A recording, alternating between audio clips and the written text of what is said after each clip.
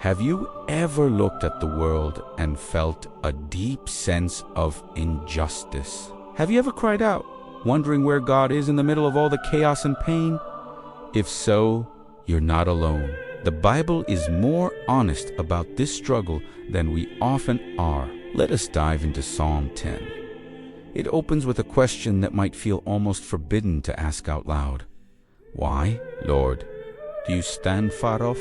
Why do you hide yourself in times of trouble? This isn't a voice of rebellion. It is a raw cry of honesty from someone who loves God but can't make sense of what they see. King David, the writer, looks around and sees what we often see, a world that feels upside down. The wicked seem to be winning. They're arrogant. They boast about their desires, and they exploit the poor without a second thought. They set traps for the helpless, crush them, and just walk away completely untouched. In their minds, God is either too distant to care, totally irrelevant, or maybe not even there at all.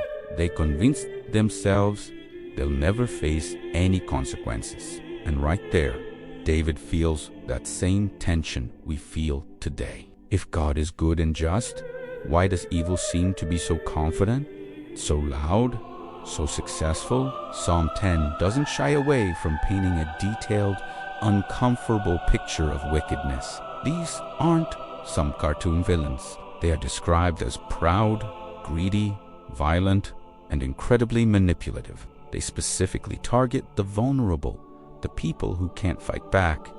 And the most chilling part, they whisper to themselves, God has forgotten. He covers his face. He will never see it. This is the dangerous illusion of unchecked power, the belief that you can get away with anything if no one is watching. It's a heavy, dark picture. But just when the despair feels overwhelming, the psalm takes a powerful turn. David doesn't stay stuck in his complaint. He channels his frustration and fear into a prayer. He stops talking about God and starts talking to God.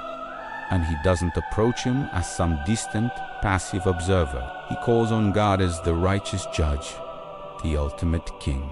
Listen to his bold cry, Arise, Lord, lift up your hand, O God. Do not forget the helpless.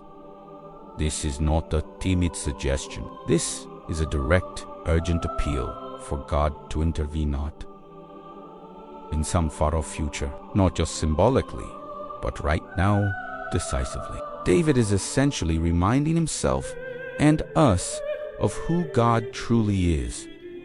He reminds himself that God is not blind. God sees the trouble and grief of the afflicted. He notices every act of injustice, especially the ones that humans choose to ignore. God is the helper of the fatherless, a refuge for the oppressed.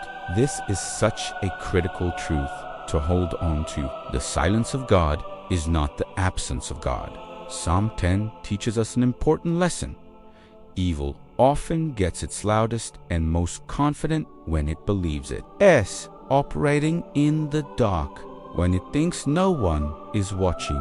But God is never, ever fooled by outward appearances. His patience should never be mistaken for powerlessness. He might delay judgment, but it's not because he approves of evil. It's because his justice is perfect, thorough, and final. By the end of the psalm, you can feel the shift. David's initial fear and confusion have been transformed into unshakable confidence. He declares, "The Lord is king forever and ever." The wicked may have their moment.